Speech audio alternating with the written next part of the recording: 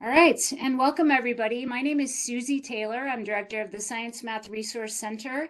We're a STEM outreach department center in the Department of Education at MSU in Bozeman. I actually recognize some Science Olympiad coaches here with us in the room today too. I'm also the state tournament director for Science Olympiad.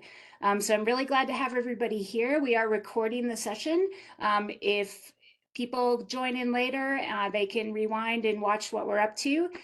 So let's go ahead and get started. I am going to share a couple slides here to get us kicked off, and then we'll get going. Alrighty, there we go. So the first thing I want to say is just a big quantum welcome to everybody who's joining us today. We do a lot of work with teachers and educators of all types. We always appreciate what you do. It was so cool to hear the applications from people who applied to receive a World Quantum Day kit. So thanks for what you're doing out there in Montana. I'm going to actually revise this and say a very small quantum welcome, because as you're soon to see, we're going to be talking about some very small stuff here today. I want to say a couple of thank yous before we get started. So our presenters today are from the MSU Science Math Resource Center, from Spectrum Lab at Montana State University, and from the MonArk Quantum Foundry, which is a partnership between Montana State University and the University of Arkansas. We are bringing the entire World Quantum Day program to you thanks for some funding from the Air Force Research Laboratory, which has funded a project at MSU called the MSU Applied Quantum Core. We have another project with us here today, the Montana Nanotechnology Facility, which is funded, I hope I got this right, by the National Science Foundation, as is MonArk Quantum Foundry. So thanks to all the funders and all the guests who are here with us today.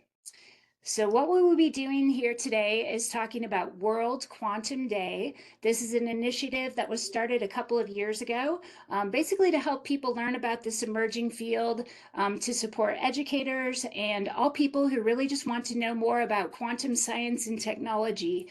We'll be sharing some resources here today from 3 partners in particular. One is called QuanTime, which is a program of the National Q12 Education Partnership, as well as the NISE Network, which is the National Informal STEM Education Network. I should say too that in addition to recording today's session, we will post all the resources and we will send you any links. So don't worry if you don't have to be scribbling everything down. We will send everything that you need to you by email. So let me introduce our hosts for today. This is the photo that came up when I Googled host. So our quantum scientists, I think this is what we picture when we think of our hosts, right? So I'm Susie Taylor. Several of my colleagues are also in on this project, but couldn't be here today. Dr. Liz Green, Jeannie Chips, and Julia Wente. As we go forward with the project, you'll probably hear from each of those at some point. From the MonArk Foundry at MSU, we have Dr. Nick Borys and Heather Rouser. And then from MSU Spectrum Lab, we have Dr. Krishna Rupavatharam. So thanks again, everybody, for being here. I want to tell you just a little bit about kind of how I came to be part of this project. I think it might be helpful to you teachers who are kind of just starting out. It was about a year ago when actually, I'll stop sharing just for a second. It was about a year ago when our vice president for research approached our center about being part of the Applied Quantum Core project. I have to say, I did not know very much about quantum at all at that time. So from reading your applications, my understanding is that there's a lot of enthusiasm and energy and curiosity, but I don't think there was anybody who applied for one of the kits who said they're doing any deep content knowledge about quantum. So I say that because I just really want to assure you that if you're coming in with little or no knowledge, it's totally fine. We're going to help you. This presentation is going to get you rolling. The activity kit that we'll send to you will help you get you on your way too. So I'm going to come back to my share and wrap this up and then get on to our quantum scientists. So this was me 1 year ago. What I was told by our VP research was whatever you do, don't watch Quantum Mania with the Ant-Man because you will actually know less than you know now about quantum. I'm going to share with you just a couple of resources that were helpful to me. So this is a YouTube video. I'm actually not going to show the whole video, but I will leave you the link. The video is called This is Quantum, and it's a video by the National Q12 Education Partnership. I've paraphrased just a little bit of the video, so rather than play it for you, I'm just going to read to you what they say in this video. So when you think about quantum, think small, even smaller, and also cold. We're talking the size of atoms. Tiny may seem insignificant, but quantum, the science of the super small and the super cold, has transformed our lives. And if you were watching the video, there's some really compelling and exciting music. It gave us lasers for surgery, for trapping and cooling and investigating atoms, and for cat toys. Quantum technology gave us the atomic clock, which is the beating heart of GPS. Also, it's the science behind MRI scans. So I would highly encourage you to check out this video. We'll leave the link for you. It's only about 3 minutes, and it's really helpful for students as well. The other video that was helpful to me, here's our science friend LeVar Burton, and it's called What You Can Do with Quantum, again from the National Q12 Education Partnership. So in this video, we learned that quantum is the science of small systems, such as electrons and atoms, that behave differently than we as human beings do. We manipulate these tiny particles to make some really cool things happen. Then the last resource I'll show you before we get to our MSU scientists, I won't read this for you, but I did want to show you, this is a page from NISENet, the National Informal STEM Education Network. It has a really excellent list of all the quantum resources that are out there. I think it's a quite comprehensive list, different places you can go for videos, for resources, for lessons, and then just kind of a nice overview here of quantum. I did want to show you too, I first was introduced to the NICE network, as was Heather, I believe, through Nano Days. I'm not sure if any of you were ever part of this program, but it was when we were first learning about how to help the public learn about nanoscale science and technologies. They presented us with these 4 key concepts, which I think are actually quite useful when we think about quantum education as well. So nano is small and different. I think you'll see this in today's presentation too. Nano is studying and making tiny things. Nano is new technologies, and nano is part of our society and our future. I think these key concepts could apply to quantum science and technology as well. So let me talk about today's agenda, and then we'll get started. First, we're going to gain an overview of quantum concepts from 2 MSU quantum scientists. They'll tell you a little bit about some of the research projects at MSU. We're going to learn about World Quantum Day, and I have to apologize, I had written that we will see a demonstration of the World Quantum Day kit activities. The person who is going to show us actually had a family situation and can't be here, so we'll just give you a very quick overview, and then you will be receiving that kit in the mail. We'll also share some resources and connections for learning more about quantum at MSU in Montana and beyond.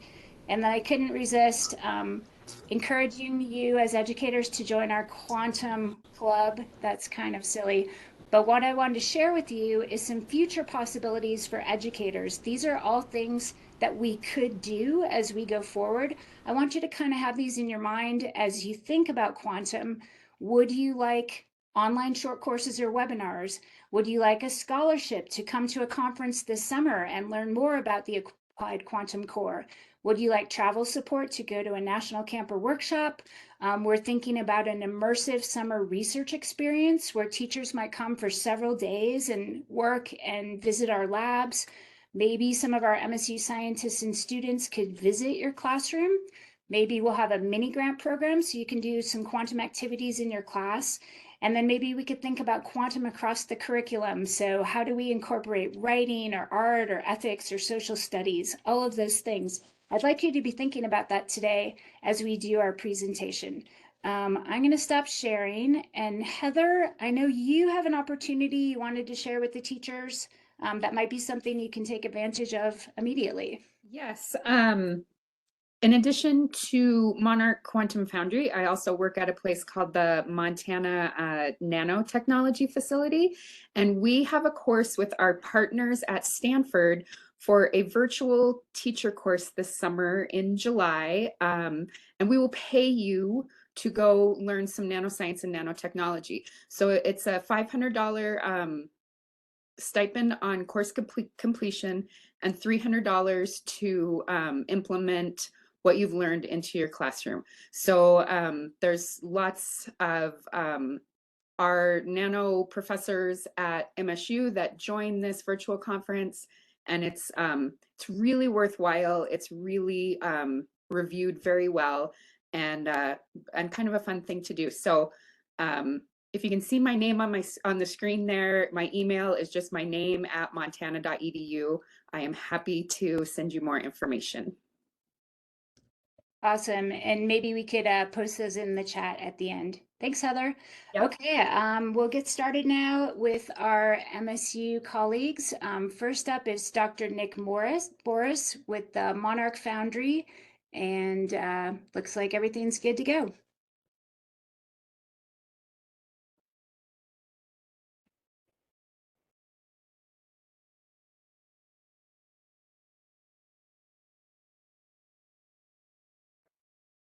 There we go. Sorry, it took me a second to figure out how to unmute when I was sharing my screen. All right. Despite the appearance, I've actually I've used WebEx before. So all right, great, awesome. Thank you, Susie, and thank you to everybody who is participating in this. It's really great to see K through 12 educators really show up and take an interest in quantum. So. My goal today is to, in about approximately 10 minutes, try to give you a little bit of an overview of quantum materials research that is occurring here at Montana State University. And so Susie provided a really nice introduction into quantum and, kind of echoed the sentiment to think small.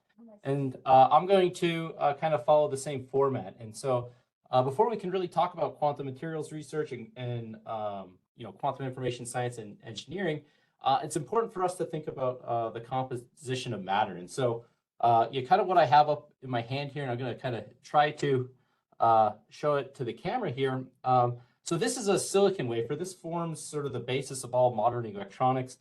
We have silicon to thank for this WebEx webinar, as well as all our phones. Right, and so this is a full crystal of it. And if we zoom in on this silicon crystal, what we'll see is that it is composed of a really beautiful and elegant periodic arrangement of silicon atoms. And so this entire crystal that you see here is basically this structure repeating on itself. You can actually, with modern microscopy techniques, actually image these structures and see this periodic arrangement of atoms directly. And I just kind of want to give you now kind of a context and sort of size is that the size of this image where we can see these individual atoms is essentially 5 nanometers. And so, that is 5 meters divided by 1 billion. And sort of context of that size, that's about 10,000 times smaller than the thickness of your hair. All right, and so if we zoom in even further and look at the individual silicon atoms, what we'll find is that the silicon atom is composed of a nucleus that consists of 14 protons and 14 neutrons, and this nucleus is surrounded by a cloud of 14 electrons. And so it's at this scale of individual electrons and individual protons and neutrons that things get a little bit weird. And that's because these particles, well, they're quantum particles, and they obey the laws of quantum mechanics. And so here's my artistic interpretation of a quantum particle. It could be a single atom, a single electron, or a single photon. And because it obeys quantum mechanics, these particles demonstrate some pretty exotic phenomenon. And in a kind of 10-minute overview, I can't go into really great detail here. But quantum particles exhibit wave-particle duality. So that means that they act as particles like billiard balls, but simultaneously they act as waves. They also exhibit superposition. And so this kind of at a superficial level can be interpreted as we could put this quantum particle simultaneously into two states. So if we're talking about spins of electrons, we can put it in both the up and down. And the really famous example is Schrodinger's cat, where we lock a poor cat in a box and put it in a superposition of an alive state and a dead state. And we don't actually know what state it's in until we actually observe it. And then finally, we have entanglement. And this is a truly, truly exotic phenomena, which is exceptionally challenging to draw any sort of classical analogs. But it is because we can entangle 2 or 3 or 4 quantum particles with each other that we can really realize some pretty wild things. And so the point of this all is that, thanks to wave-particle duality, superposition, and entanglement, we can use this phenomenon to enable new technologies. And there's 3 main ways or 3 main areas which can where quantum phenomena such as superposition and entanglement can have a huge impact. The first one is computing, second one is sensing, and the third one is communications. And so I just kind of want to give you a flavor of what is achievable here. And we'll do this with something that I'm sure we're all pretty excited about, a pop quiz. And so I'll ask you to essentially first multiply 2 prime numbers together. So 137 times 53. I hope that everybody has ready access to a calculator or is I guess brushed up on their long form multiplication. And so you can easily do this. You can plug this in the calculator and get 7,261. Now, I'm going to ask you a second question, but change the problem just slightly. So I'm going to ask you to take the number 142,819 and tell me which 2 prime numbers I have to multiply together to get that. And it turns out that although this is a similar problem, this is exceptionally more complicated. And it turns out that this kind of problem is actually more or less, for very large numbers, impossible for a classical computer to solve in a reasonable amount of time, but it is exceptionally easy with a quantum computer. And so now I kind of know what you're thinking. You're like, well, what in Pete's name do we need to factor large numbers into prime numbers for? Well, this prime number factorization is actually reflective of other really challenging computational problems. And so quantum computers can solve machine learning and artificial intelligence problems much more efficiently than classical computers. We can use them to design new materials and predict the properties of new materials. That, of course, has a big impact in the process of drug discovery. And there's also financial modeling as well as industrial optimization algorithms. Right? And so now, hopefully I've convinced you that we should build a quantum computer, and you say, okay, well, let's just do it. Well, it turns out that building a quantum device out of individual electrons and atoms or photons is exceptionally challenging. You can't just take a pair of tweezers, grab an electron, and say, okay, do quantum computing tasks. And so that brings us to quantum materials. And so almost all quantum technologies need suitable materials. And so a quantum material is a material that has optical, electrical, and or magnetic behavior that can create, store, transport, and or manipulate quantum states of light and matter. And so here is just an example of 3 seminal sort of achievements in quantum computing and quantum information processing. And the point is that these all rely on materials. So the Google system relies on superconducting materials. This optical system relies on laser materials and nonlinear crystals. And this here just relies on really clean interfaces as well as magnetic materials. And so the motivation of quantum materials research really boils down to a pretty simple question. And that question is what will future quantum devices be made from? What materials offer things like improved scalability, better performance, and new quantum effects? And so here at MSU, we're heavily, I injected a new slide. So let me give you an idea of what this actually looks like, what quantum materials research looks like. And so we have new materials And what we have to do is we have to then go from these new materials and turn them into quantum devices. And so we're kind of working down the scale here. So this is kind of bulk crystal of a new quantum material. And we have to turn this, and it has about the size of 2 millimeters. And we have to turn this into a device, which has a size of about 1 centimeter. And if you zoom in on the device, here is our kind of test quantum device. And it has a scale of a couple microns, which is about the diameter of your hair.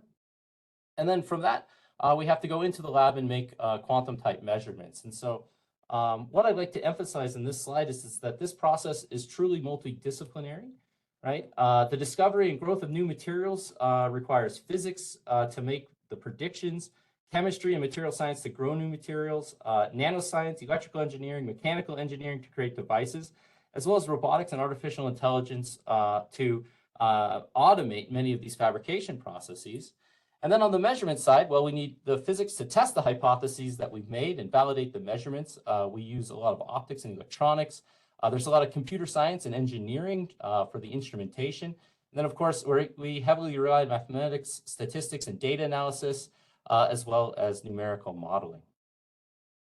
All right, so the material systems that we're really interested in here are, or at MSU, are two-dimensional materials. And what I really want to just emphasize is that there's about 1,200 2D materials with quantum properties that need to be studied.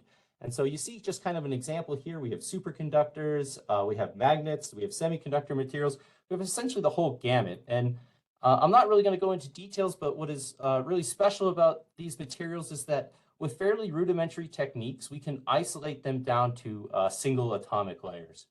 And so that brings me to my group. How do we study these materials? We are an optical spectroscopy group. So we study the quantum properties of these materials by investigating how they absorb light and how they emit light. And so we do this at some fairly extreme length scales. We study them at the femtosecond time scale. So that's 1/1 millionth of 1/1 billionth of a second. We do this at the nanometer scale. That's about 1/1 billionth of a meter. And we look at these properties at really low temperatures. So 3 Kelvin, which is about negative 454 degrees Fahrenheit. And so our group also forms the MonArk Quantum Foundry. And so this is my big overview slide. I really don't want to go into it too much other than to say this is a big program. It's funded by the National Science Foundation. It's a primary partnership between Montana State University and the University of Arkansas. But we're also partnered with South Dakota School of Mines, San Diego State University, University of Arkansas, Pine Bluff. And our mission is to accelerate 2D materials research to solve challenges in quantum information science and technology. And so we have some very active research directions, which are really driven by students. And so that's a message I'd like to get to out to high schoolers across Montana. And then we also have initiatives in QISE, workforce development, and education. So that's resources for everyone. So I tried to hit my 10-minute mark. I see that I'm a minute and a half over. So I'm going to conclude here. But with the message is that we are very eager to connect with you. K through 12 outreach and education is important to us, as well as the National Science Foundation. And so just a couple of examples. In the summer of last year, we hosted Hillary here and Mia here for in our lab for 8 days, and we helped them make a quantum device. We routinely host tours and hands-on demonstrations for K through 12 students. And so if you'd like more information or how to connect with us, feel free to contact myself, Heather, who is on the line. So here's Heather's email address, or our kind of foundry scientist and networking coordinator, Amir Hassani. And so with that, I'm going to kind of conclude, and apologies, Susie, for going 2 minutes over. I think you're just fine, Nick. Thanks so much for all of that. I learned a lot, actually. And boy, thanks so much for working with our RET teachers last summer. That was really cool. I actually got to visit them in the lab. These were 2 elementary teachers who came to Bozeman for 6 weeks, worked in Dr. Borys's lab, and really did some amazing stuff. They actually made some videos that we should share with this group as well. Okay, so next up we have Dr. Krishna Rupavatharam. I want to say a huge thank you for being with us. He's actually at a conference in San Diego and visiting us from, I think, his hotel room. So thanks so much for being with us, and we'll let you take it away.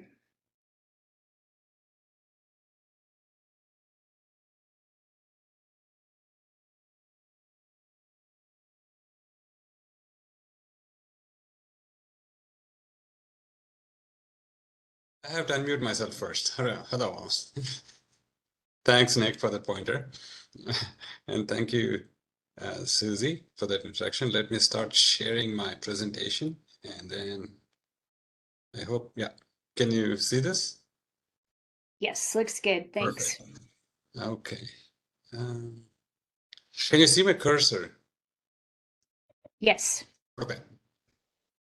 And there's a way to change this. Oh, yeah, there you go. Perfect. Hello, all, and thank you, Susie and Nick, for that excellent introduction.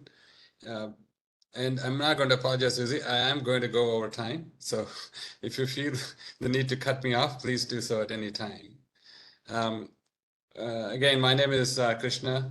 I'm the director of Spectrum Lab. It's a controlled research center at Montana State University. We predominantly work on DoD-related research in a variety of areas that involves microwaves, LiDAR, and quantum technologies as well.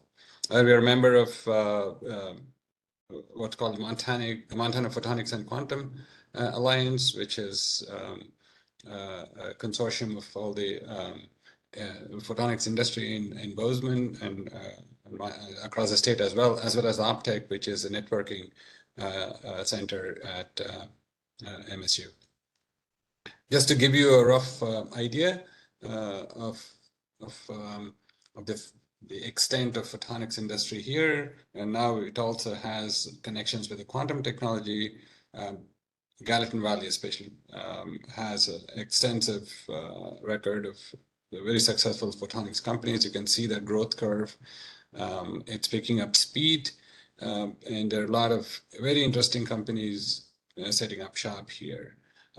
By one estimate, Montana has one of the highest per capita densities of photonics companies in the United States, which is a really big achievement for a really small place.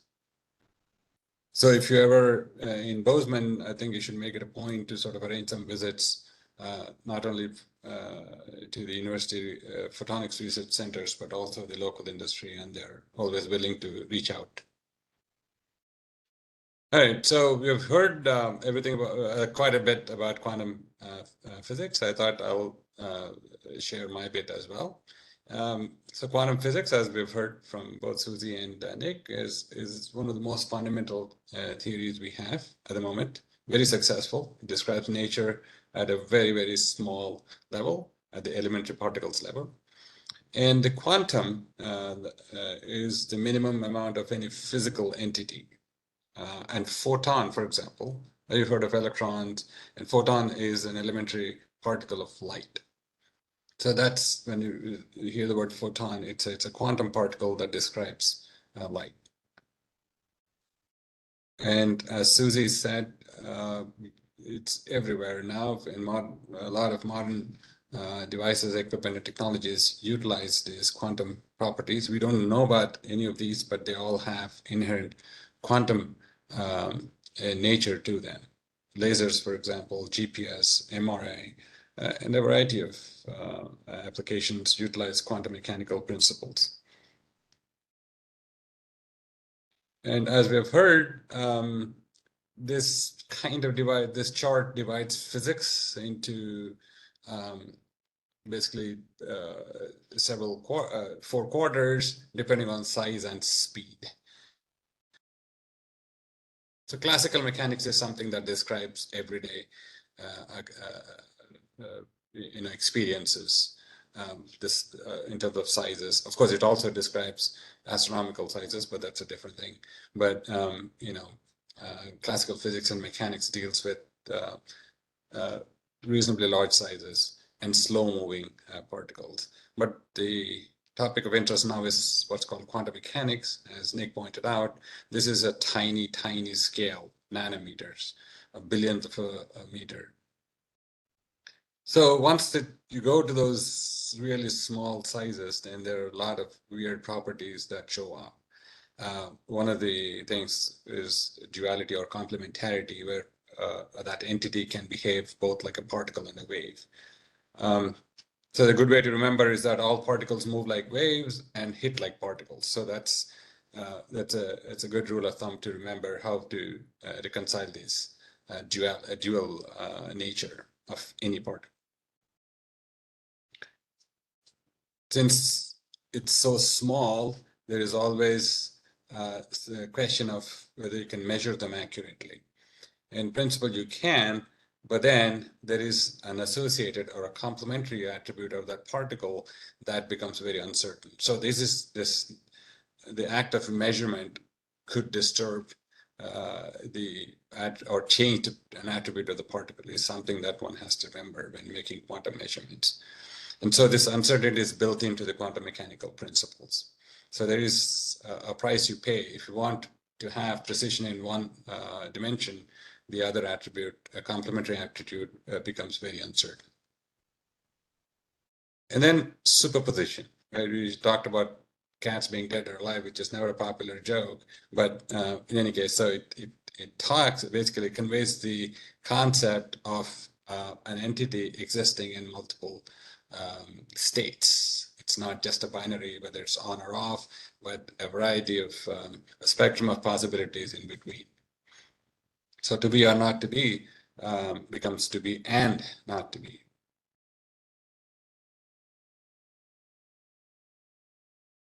So, but the weirdest of all is something that Nick touched on called quantum entanglement. It's not an easy concept to understand. There is no classical analog of it. There's no everyday experience that teaches us about this.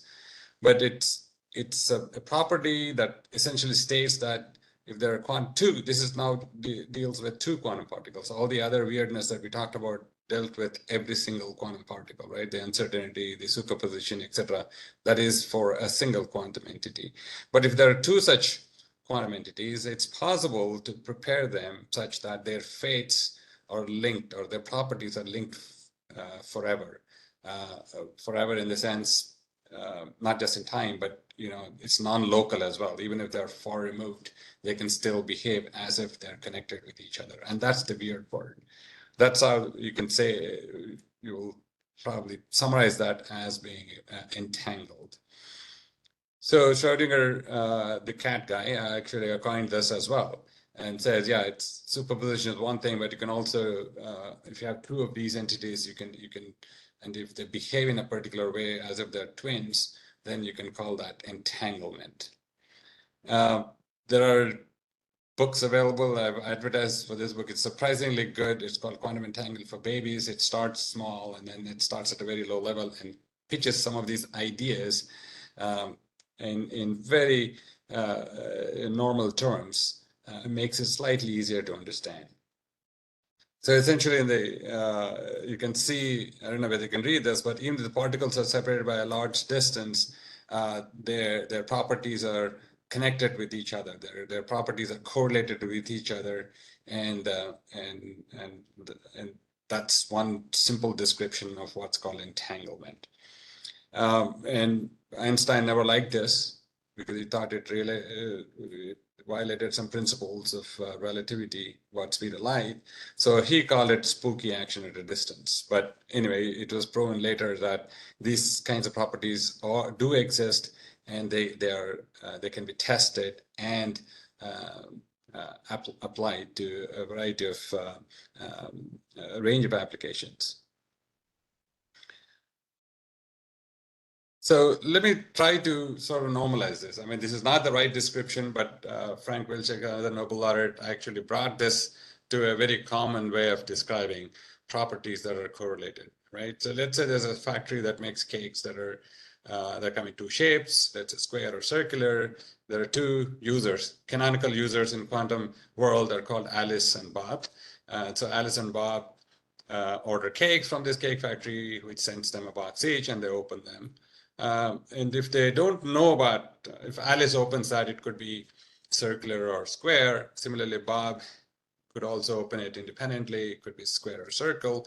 And if they compare notes, the probabilities of either of them being circle or square or the other way around, there are 4 possibilities and each of them are equally likely. So you get about 25% joint probability that the cakes are either circle or square.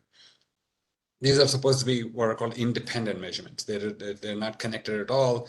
Alice and Bob are making these measurements independently. So the likelihood of them having one or the other, etc., is independent of each other, and that's about 25% likely because there are 4 states.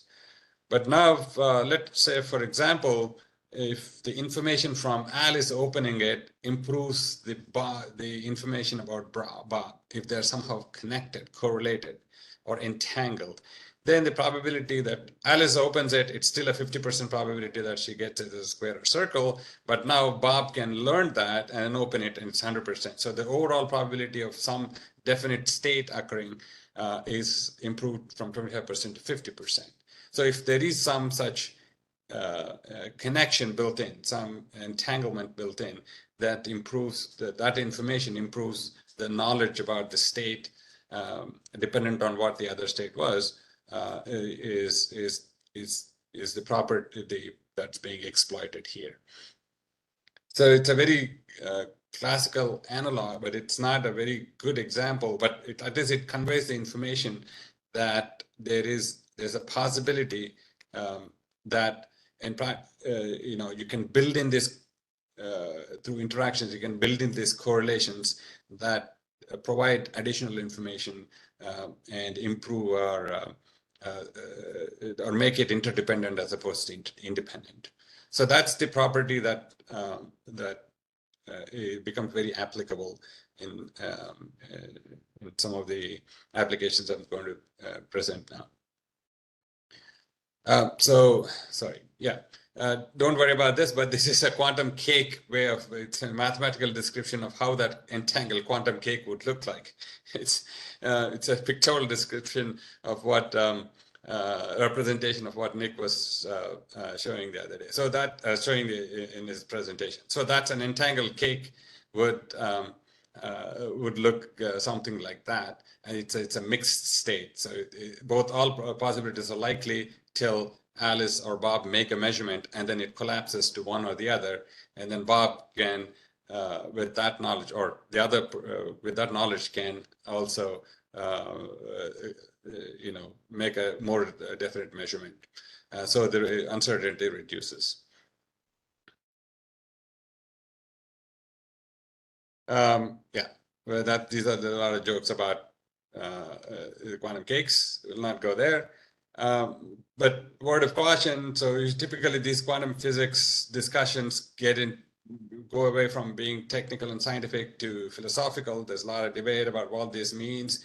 There are various kinds of theories that try to explain it, but for the purposes of our applications and discussion, it's fine enough to accept that there is this weird property that becomes very useful for a variety of applications. And again, a word of wisdom from Niels Bohr, one of the founding fathers of quantum mechanics. If you're confused by it, that means if you're not confused by it, you've not really understood it. So if you are more confused now, you've learned something. So don't worry about it.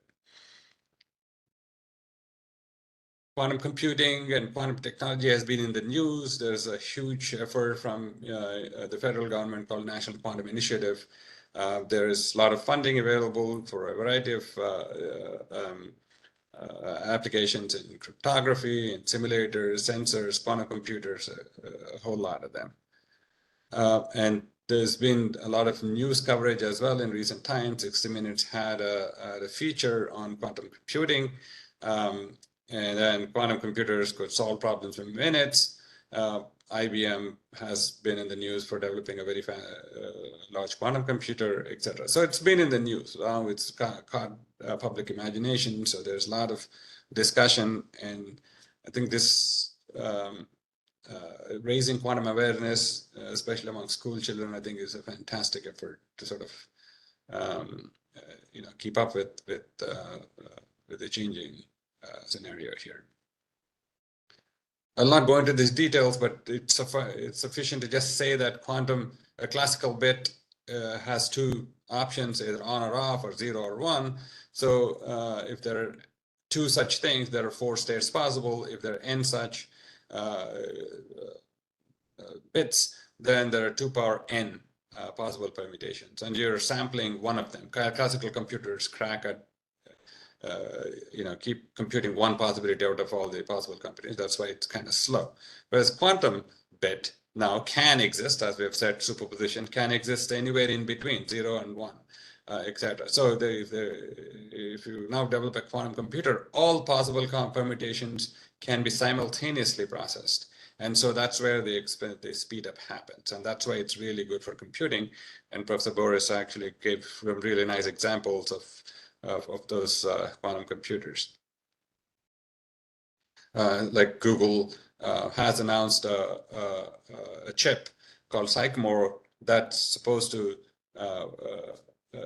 solve a problem in 200 seconds, which otherwise would have taken about 10,000 years or so using classical computing power.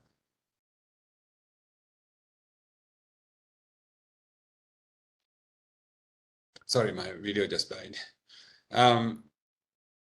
So we know that quantum computers are functional. They could perform calculations exponentially faster than classical computers, so everything is good. And in fact, Peter Shor in 1994 introduced an algorithm which is the first known application of this quantum computer.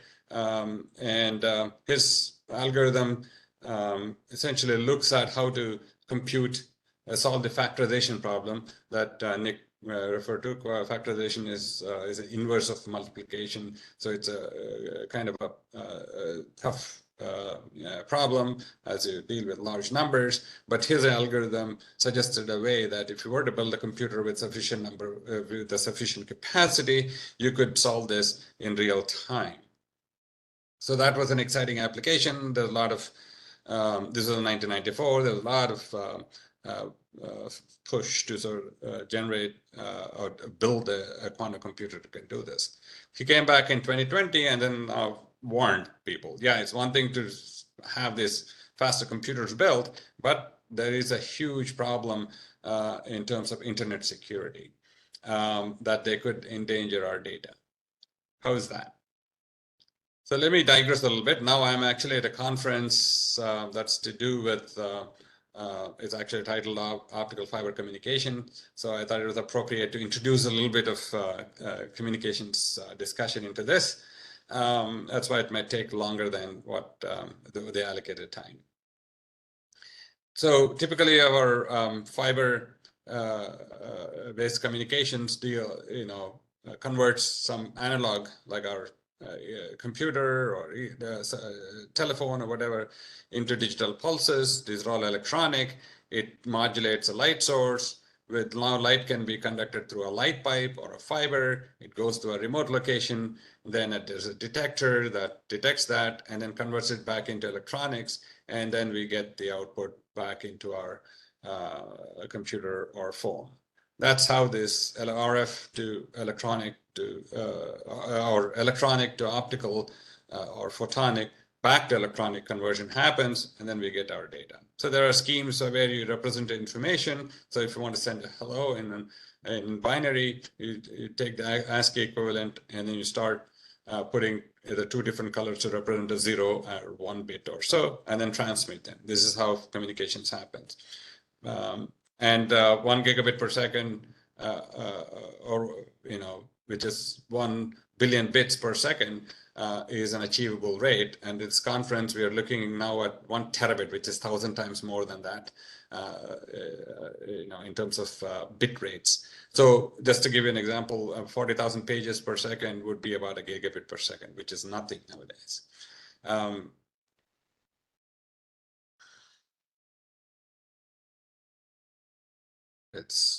Oops. Okay, there you go. So now if you can do it one fiber, you can put a whole bunch of fibers into a single conduit. These are tiny sizes. Each fiber core is of the order of 10 microns or something. And then it's even with the buffer, it's about less than a millimeter. So you can pack a bunch of these into conduits and then increase capacity that way. And that's how these more recent networks are built, where you have these fibers carrying information everywhere. At the end, you see these routers that will guide them to individual users. There are switches, etc. They all work in really good they work synchronously so that you get information from between any users you choose. And you can now there's transatlantic cables that will carry this information. So there's a huge network of classical communications all over the world. It's global, it's current, it carries tons of data and makes possible everyday, the everyday. Now, it's one thing to send data, but the other thing is to sort of protect the data. So that data needs some what's called encryption. There are very primitive encryption schemes possible. Julius Caesar is supposed to have used a very simple one, which is called a substitution cipher. So hello actually becomes core, not necessarily, but in English, it's every alphabet letter in the alphabet is shifted by 3. So but there are more sophisticated ones. Enigma, you must have heard of. There are a lot of movies about it. But in fact, the more interesting thing to me was the U.S. Marines used Navajo code talkers for encrypting and decrypting. And this was a very interesting application of encryption for communications. But these are all called symmetric cryptosystems because you use the same key for both encryption and decryption. Anyone who has the key can decrypt it. So that's not a very safe key. So for most of our credit card, banking transactions, email, whatever, secure two-way communications, we need what are called asymmetric keys, where you don't use one key to encrypt it and a different key at the end user to decrypt it. And these are called public keys, key encryption systems, but I'm not going to talk too much into it, but if you're interested, the most popular method is called RSA method, named after 3 scientists who first introduced our public key cryptography, where here the key is also shared openly. And then on the right, you can see a cartoon how that encryption decryption systems are set up. And in this cryptography, are factoring numbers. So that's where the connection is. So this cryptography scheme is based on the inability of some of these computers to actually crack or factorize large numbers. So and they already showed some examples. So it's easy to multiply, right? And some numbers have just 2, those are primes. Some numbers have multiple non-primes. So it's easy to multiply, but if you take 2 large, these are prime numbers, and you generate another big number. So this is a 22-digit number in binary, 23-digit, you essentially end up with a 45-digit number. So this is straightforward. Longer the code, longer the multiplication, right? But this is now a composite number which has 2 prime factors. So if I give you this number and say, hey, what are its prime factors? These are the only 2 numbers that give you that. That's a reverse problem, and that takes forever to take. It's not easy. There's a lot of computation to do. So that takes a long time. And so the assurance of our security relied on the fact that this was a very slow process, and that's why it's prohibitively resource expensive to do. And so just as a note for teachers, exponential is a power x and polynomial x power a. And a power x is very difficult to compute. X power a is the desired scaling for this is easy. This is easier to compute. Computers can handle polynomial. Exponential becomes difficult for classical computers. Just to give you an example, 128-bit key, you must have seen this on your encryption systems. 256 is typically used, gives you several combinations. I don't even know how many zeros there are, but those are the number of combinations that exist. So to sift through all those, even if you use the world's fastest computer, which is computing at this many computations per second, and a year has only 9 zeros in terms of seconds. So you can see, even if you knock off 9 zeros, there are so many years left. So that's the age of the universe pretty much. So you can't compute even at 250 or 128-bit key in real time. So that was the assurance the encryption scheme had. However, Peter Shornoff, we talked about, introduced this polynomial time quantum algorithm. So if you were to implement those quantum algorithms, then this cracking becomes polynomial in time. So it's straightforward. For example, there was a paper that showed that even the 2048-bit encryption code can be broken in about 8 hours if you were to have sufficiently large number of qubits. Of course, this is not easy to build. A 20 million noisy qubit computer is not easy to build, as Nick showed. But if you were to have that, then this decryption becomes a fairly straightforward thing. So what's the next option for communication safety, ensuring communication safety? Again, use quantum mechanics. And that's where you're trying to use quantum mechanics to build computers that can crack the code, but if you use quantum mechanics to encrypt it, then that's completely foolproof. That's the idea. So now if you want to have secure, hack-free communications, start using quantum mechanics for creating that layer of security.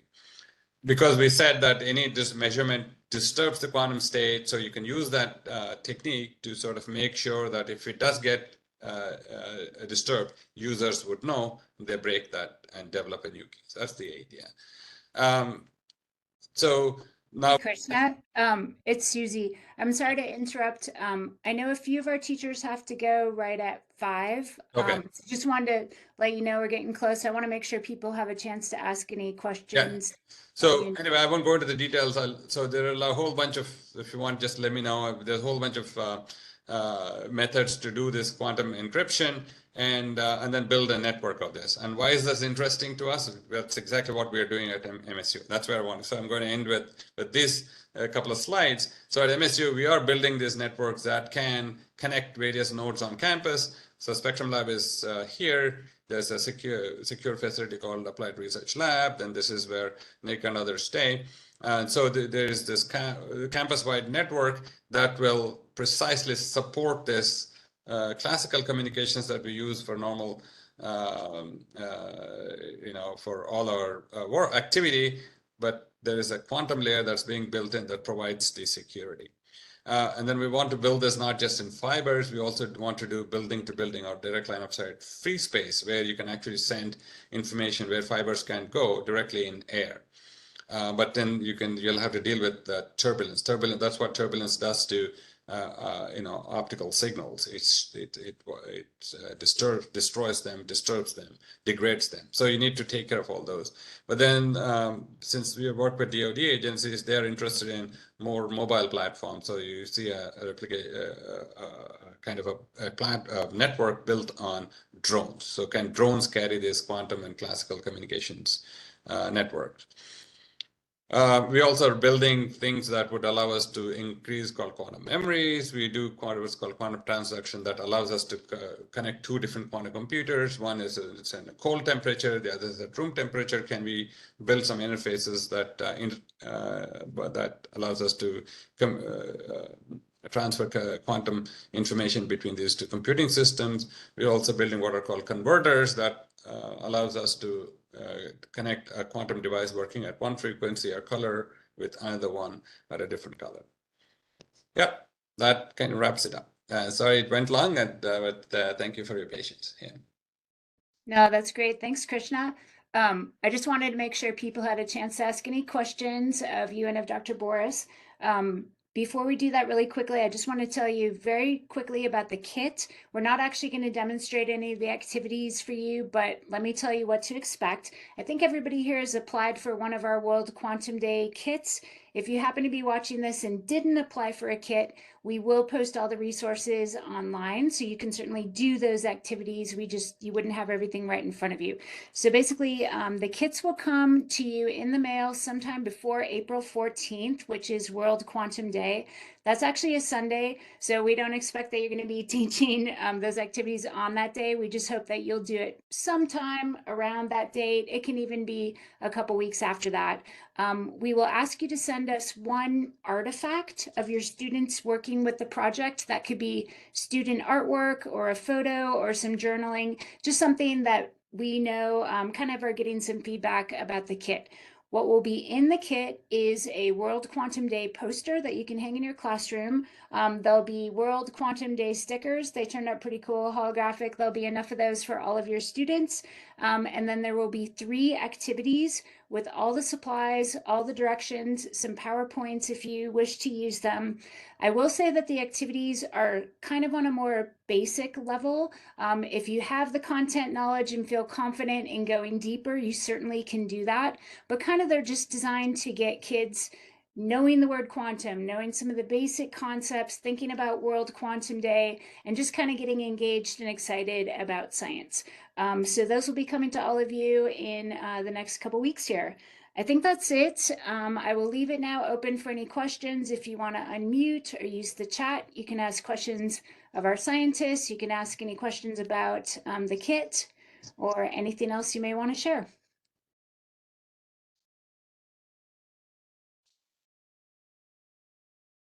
I think everybody can unmute if you'd like to, or I will check the chat too if you have any questions here. Actually, while we're doing that, I'm going to share our contact information just in case you need that.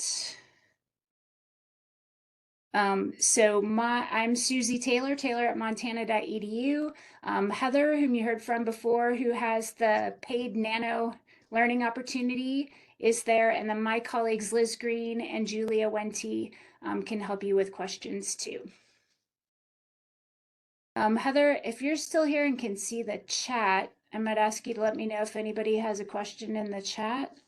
I have not seen anything in the chat.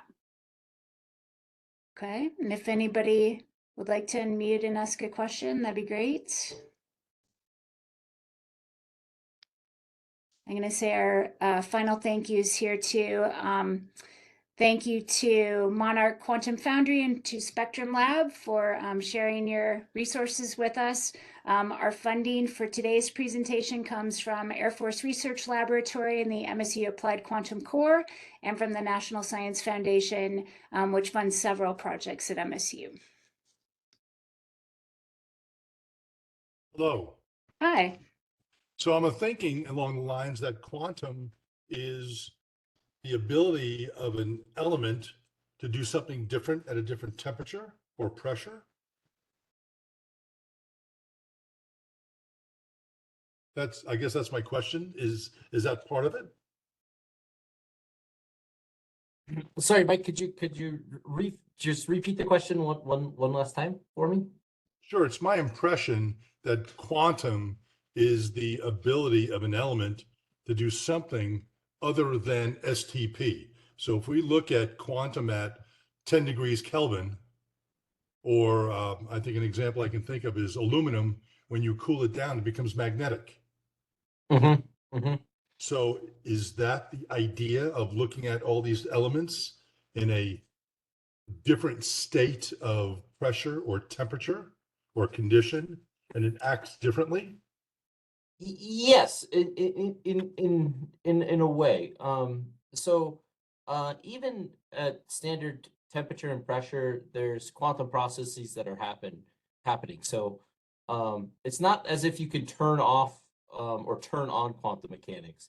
And so the reason that we have to go to, environments like high vacuum or, extremely cold temperatures near absolute zero, that is to minimize thermal fluctuations. So any sort of perturbation, like due to heat or even like what physicists call black body radiation, so just random light that's coming off of everything. All of those things kind of disrupt quantum effects in materials.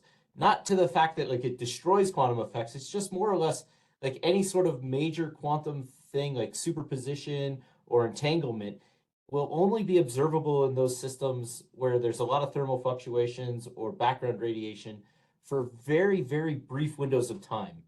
And so we go to the low temperatures and the ultra high vacuum to essentially to expand that window of time in which we can capitalize on or observe, use, and manipulate quantum effects.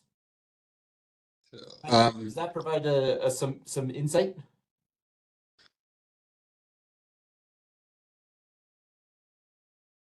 Yeah. So I'll add to that. So this is one way of looking at matter being quantized, right? So that's what your question was about, elements or any kind of matter being quantized at low temperatures, or if you go down to small sizes. The other aspect to it is that even energy is quantized, right? So now you're looking at light, which is not part of any element, or so light itself is, as we know,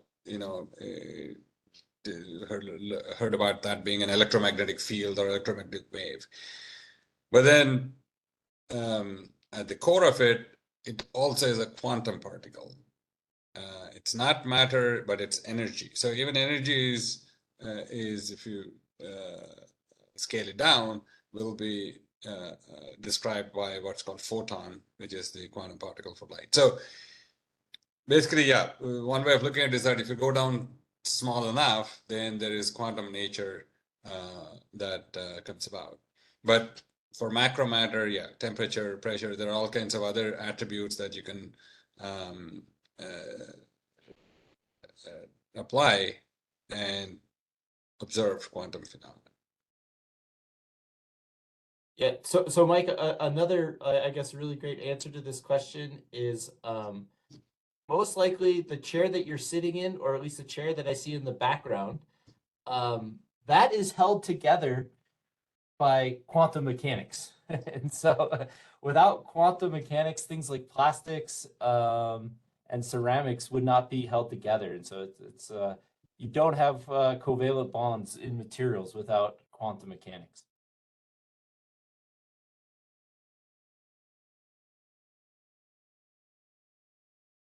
I drive that point home in my quantum class. Yeah. Does anybody have questions about the kit and using the kit in your class? I mean, it's pretty flexible for you. You can use it when it works for you. And certainly you can reach out to us once you get it if you have any questions.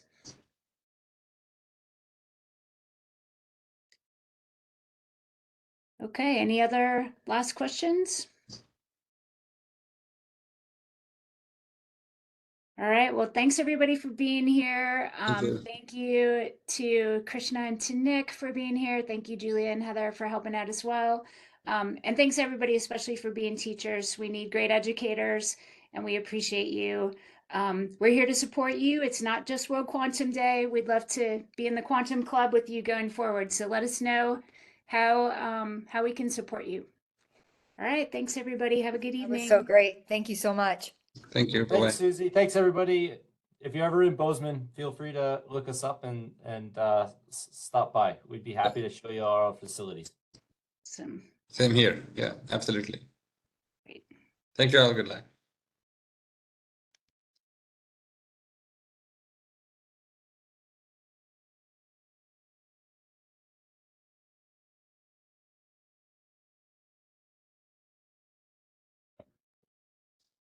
Nick, thank you so much. Yeah, you're welcome, Susie. Did it Awesome. did it go well for you? Yeah, that was great. We hit a little over time. I'm actually glad we weren't planning to demo the activities. We would not have had time. But that was cool. I experienced a little bit of a glitch in the middle of Krishna's presentation. Did you guys too? I think see the Heather's MSU calling me.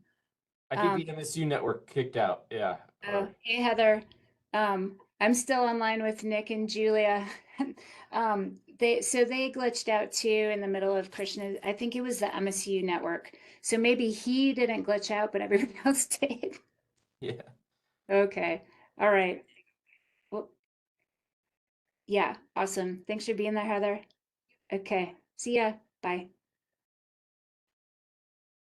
How did you think, Nick? Oh, I think it's fine. Yeah, it's I think that I go through it so many times that I lose track sometimes of what I should cover and what I shouldn't cover. So Hey, I'm I gonna figure stop out- recording.